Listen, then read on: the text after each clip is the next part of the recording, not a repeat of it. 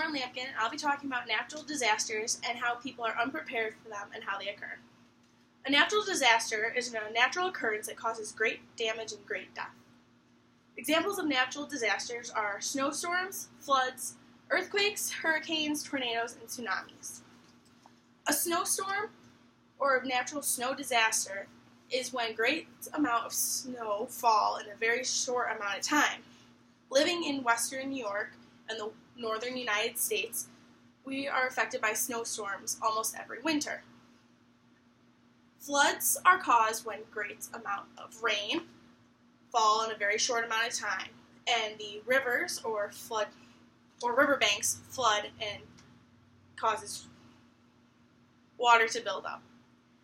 Earthquakes are caused when plates underneath the ground shift due to plate tectonics and cause buildings and the ground to alter and shake.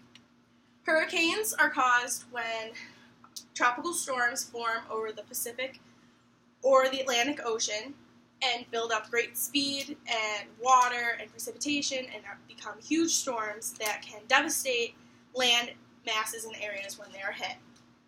Tornadoes are caused from the wind and the patterns of the air and thunder and lightning storms, and is when a funnel cloud comes into the ground and devastates the surrounding areas. And a tsunami is caused when a volcano or an earthquake occurs underground, under the water, which causes waves, and the way that the waves are moving in the water to create giant waves that come onto land and flood the surrounding areas. Another form of natural disaster are wildfires, which are the most overlooked natural disaster that can be caused by people, but can also be caused naturally, and their movement is natural. The way that they are caused by nature is the sun's heat, which dries out the trees and dries out the land, and can also be caused by lightning strikes. And if they're started by humans, by leaving forest fires and such, then the dryness of the air and the land and the trees the movement of the fire is what is natural about it. The main source of death during a natural disaster is that people are unprepared. By being unprepared, it means that they don't have the proper resources to take care of themselves when a natural disaster occurs. Like during a snowstorm, if people know that a giant snow storm is coming, they can make sure that they have proper heat, proper light, have a radio so that they know when things are bad and they shouldn't go out in it, and also how to get help if they are stuck. During floods, the main cause of death is that people don't know how bad the water is or how high the water is, and then they go out into these creeks, streams, lakes, whatever, and are towed away in the water, or other forms of death can occur there.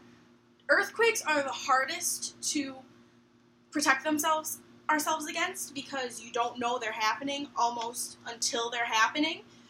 But with new science and technology, people are able to see when the earth is shifting and when plate tectonics can occur, so that even if you can't completely protect yourself from an earthquake, you can make sure that you stay alive during the earthquake.